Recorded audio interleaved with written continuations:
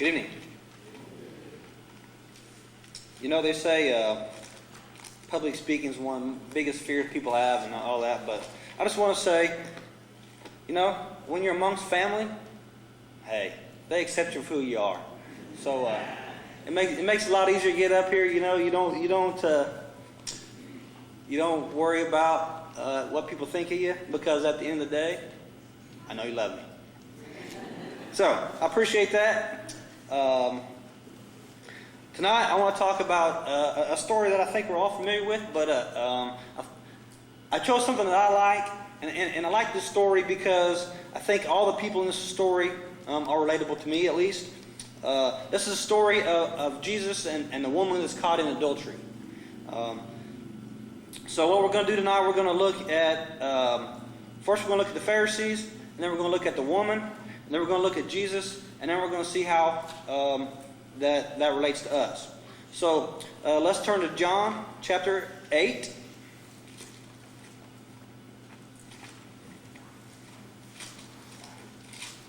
We're going to start with verse 1, and we're just going to read this. It's short here. We're going to read this, and then we'll get into it. But Jesus went to the Mount of Olives early in the morning. He came again into the temple, and all the people were coming to him, and sat down and he began to teach them. The scribes and the Pharisees brought a woman caught in adultery, and having set her in the center of the court, they said to him, "Teacher, this woman has been caught in adultery in the very act. Now, in the law of Moses commanded us to stone such a woman. What do you say?" They were saying this, testing him, so that they might have grounds for accusing him. But Jesus stooped down with his finger and wrote on the ground. But when they persisted in asking him, he straightened up and he said to them, "He who is without sin amongst you, let him be the first to throw a stone at her." Again he stooped down and wrote in the ground.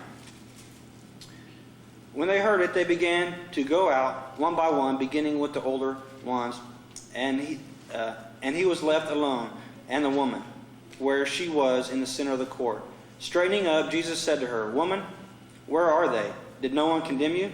She said, "No one, Lord." And Jesus said, "I do not condemn you either. Go from here and sin no more." Well, let's look at the players in this story. First, let's look at the Pharisees. Who were the Pharisees? The Pharisees were religious leaders. They knew the law. That was really their job, to know the law and to carry that out. They carried themselves as holy people. When I say they carried themselves as holy people, because they weren't necessarily as holy as they believed themselves to be. They were law keepers. They were concerned more about the law than they were anything else. Above all, it was the law. If it said it, they were concerned about getting to the finite points of the law. But sometimes they missed the big picture. It seemed that they thought they were better than everybody else around them. And let's go to chapter 7 and look at verse 48. Now this is after they had tried to arrest Jesus, and the soldiers that came in, they didn't arrest him. And they asked him why. And here's their answer. Look what they say. They asked him, did they believe in this guy? Here's their answer. "No one of the rulers or the Pharisees has believed in him, has he?" Huh? Do you guys believe that if this was truly the Christ, that we would not be believing in him? Are we not the ones in the know? Are we not the ones who know everything? Isn't that really what they're saying? So, what was their point in bringing this woman? They brought this woman. Was she guilty? There's no question, right? There's no question of her guilt. So what does the old law say? Well, in Deuteronomy 22, it says, let's go over there, Deuteronomy chapter 22, verse 22.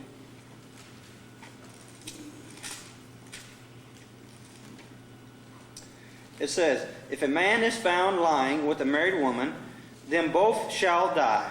The man who lay with the woman, and the woman thus they shall purge the evil from Israel. Let's read this again. Let's see. It says, if a man is found lying with a married woman, and then both of them shall die, the man who is lying with the woman and the woman, thus they shall purge the evil from Israel. Okay, so they're trying to purge the evil from Israel, right? Where's the man? If they're concerned about the law as they say, and they're trying to do this, if they're trying to follow what the law says and purge the evil, why is there only one participant? Seems to be that they must have another agenda than to be so concerned about the sin that's in Israel. In chapter 6,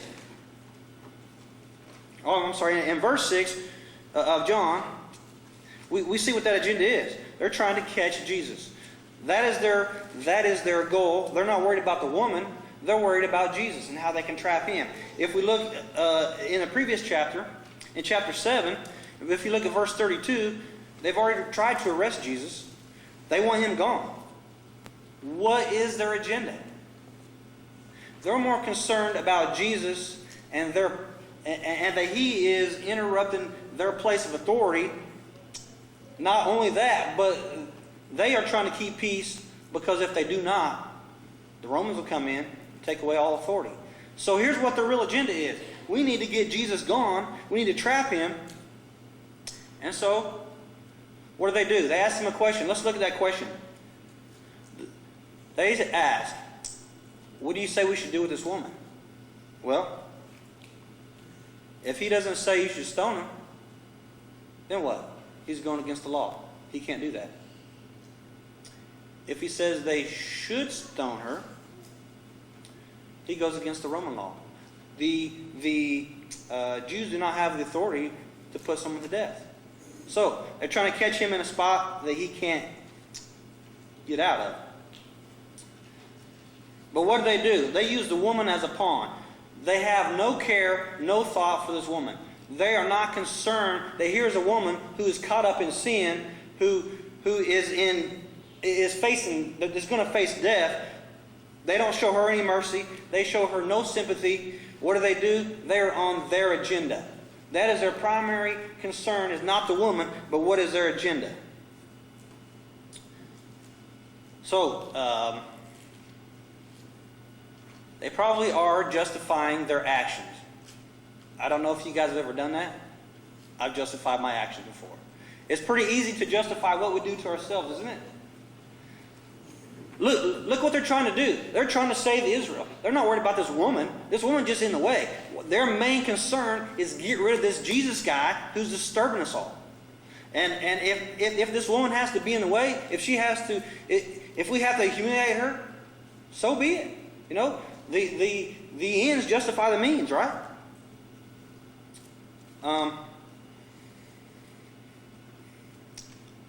That's why I believe these Pharisees to be relatable in this story. Sometimes I get caught up in my own agenda, not God's agenda, my agenda, and trample people, or not treat them with respect or courtesy or dignity because of my agenda. And I think that's exactly what these Pharisees are doing here. So, now let's look at this woman. Who was this woman? What do we know about her? Well, we know she was Jewish. By that, we know she had to know what she was doing was wrong. Was this the first time she had committed this act? Was this ongoing? I don't know. Maybe she's living with guilt of this sin. She's stuck in it, but she has this guilt that's hanging on her every single day. Let's just look at her position here. Is she doing something?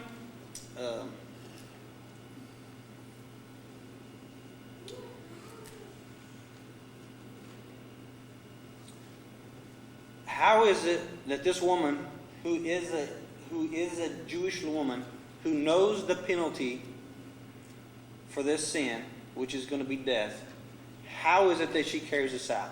How can she do something that she knows carries a penalty of death, yet she goes through with it?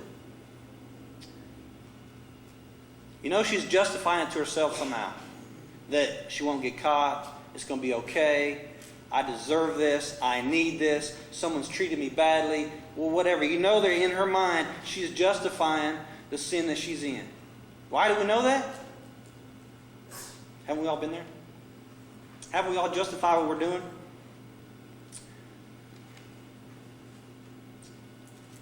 So what happens to her?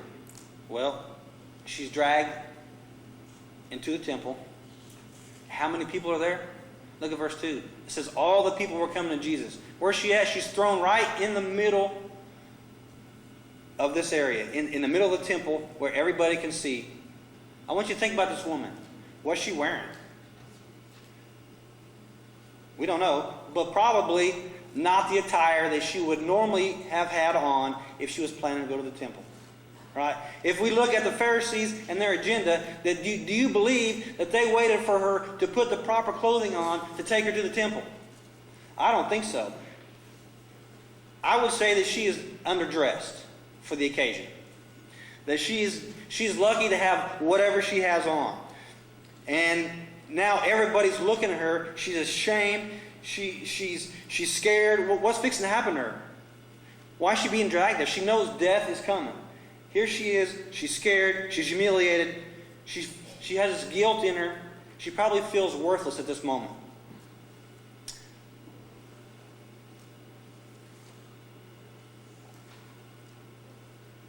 Why is she relatable to me? Because I've been there. Not dragged in the middle before everybody, but I have been in sin that I know to be wrong and convinced myself it's all going to be okay. I deserve to do this. It's okay for me to be here. Even though I know this is wrong, I'm going to do it anyways. Is she rebellious? To some degree, yeah. Am I? Sometimes. I think we all tend to be rebellious sometimes. I think we can all remember a time when we did not heed God's warning, when we did not allow ourselves to bow to the will of God. All right, that's our people. What about Jesus? Let's take a look at what Jesus does. What's the first thing that Jesus does? Look at verse 6. The first thing he does is bends down, writes in the sand. Let's think about this thing that's going on. Here's this group of people that's probably somewhat has a mob mentality. They're all excited. They bring this woman in, and what does Jesus do? He calms the situation. Oh, you think about the ruckus that's going on here. Someone is dragged in. Now everybody in the whole temple is turning to look what's going on. When Jesus bends down, writes on the ground, it's not a big a scene as it used to be. It's not a big deal to Jesus. He just bends down and writes something on the ground. He's just going on. He's not letting this become bigger and bigger. Second thing I want us to see is, where does he place himself compared to the woman? Now, is this woman standing or is she on the ground? That's our choices, right? We don't really know. It appears, if we continue on the story, that she was probably standing. But what we see is Jesus places himself at her level or below. He is not standing and looking down at her. She's looking at him. You know, she was already looking at the ground. There's no way this woman is humiliated and facing everybody in the eye, right? She's got to be looking down. And so what is she seeing? She's seeing Jesus. She sees him below her. I think that's important to realize that Jesus is allowing himself to be placed in a position to help relieve this woman's stress. To see that someone is not looking down on her. The next thing he does, look at verse 7. He gives a response that makes the accusers look inwardly. Verse 7. He says, but when they persisted, again he straightened up and said to them, he who is without sin among you, let him be the first to throw a stone at her. What do they have to do? they have to examine themselves to say, do I have sin? We don't know what Jesus wrote on the ground. Did he write something that convicted him? Maybe, maybe not. But he says something that convicted him. He says, you need to look at yourself. You need to be so concerned about this woman and her sin because you're not really in a very far removed spot. You have sin in your life just as well. Look what he does next. He convicts them, and then what he's done in verse 8? He gives them time to think. Again, he writes in the sand. He bends down and writes in the sand.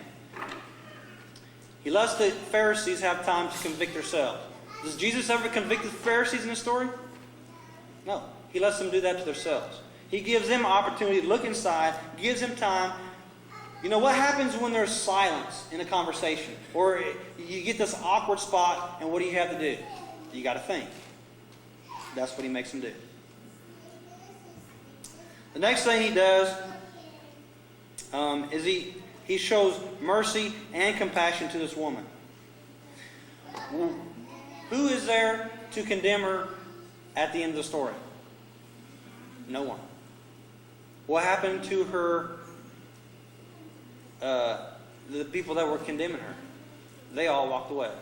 From the oldest to the youngest. Do you think that's coincidental? No. I believe as we get older, we get smarter, right? And that's what we come up with. But what I want to see is not only did Jesus not condemn her, he helps her leave with some of her dignity.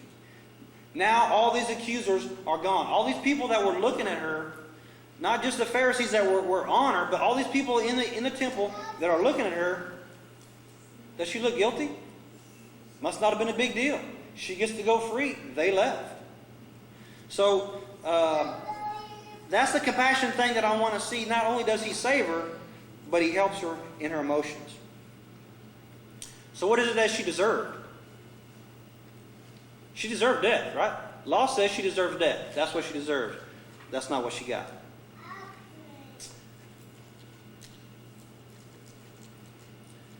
You know, but what about the Pharisees? How does Jesus respond to them? We talked about what he did, but what didn't he do? Jesus never gets on the Pharisees. He lets them take care of that themselves. The people that are trying to arrest him, have him killed, he has an opportunity to lash out at him, but he doesn't. They leave with whatever sense of dignity they came in with. But the point is that Jesus never, in this story, gives a harsh word to anybody. Jesus had his own agenda as well in this. His agenda was to bring people, to let them see the error of their way. He made the Pharisees see the error of their way. The woman undoubtedly had already seen that. And so that was his agenda. All right. So how does this relate to us? Well, there's three main points I want us to get from this is Jesus shows mercy and compassion. And we need to deal with people in the same way. We cannot let our agenda get in the way of that. What did Jesus do? He remained calm. First of all, when we come in a situation, that's what we need to do. We need to remain calm. When something is done to me, or I feel like I've been wronged, I don't always remain calm. I know that's hard to believe that I would not remain calm, but it's true. We need to remain calm. We need to treat others with dignity and compassion. We need to look at God's agenda. It's always more important than our own. No matter what has happened, if someone has wronged us, if someone has made an error, how do we need to treat those people? With dignity, with compassion. Have we not made mistakes? Have we not been in sin? Have we not hurt other people? So why why would we want to treat people in a way we would not want to be treated? We need to always treat people with that dignity and respect that they deserve, no matter the situation. No harsh words. Let them see the error of their way. The other thing I want us to see here is this picture of us and Christ. Is this not a picture of us and Christ when we see this woman who has sinned knowingly, who is on a path for death? Is that not where we all are without Christ? We have sinned, and the only thing that we have earned is death. The same as this woman. What has she earned? What did she deserve? Death. Did she receive that? No. Why? Because of the compassion and the mercy that Christ shows her and that He shows us. Not only does Jesus save us from our sin, but when we come to Him, we leave with dignity. Look at Romans. Let's go to Romans chapter 8.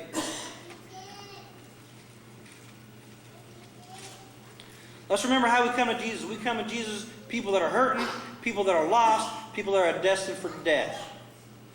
Romans chapter 8. Let's look at verses 15 through 17. For you have not received a spirit of slavery leading to fear again, but you have received a spirit of adoption as sons, by which you cry out, Abba, Father. The Spirit Himself testifies with our spirit that we are children of God, and as children, heirs also with God, and fellow heirs with Christ. If indeed we suffer with Him, so may we also be glorified with Him. How do we leave? We leave as heirs with Christ, as adopted children of the Creator of this universe, the one who has all power. Now we are children of His, brothers with Christ, fellow heirs with Christ. Do we not leave better than we started? Is our dignity more than it was when we came? When we came worthless and ashamed of ourselves and of our sin, we leave knowing we're children of God. The Creator of the universe, we're on His side. We're on His team. He's our Father.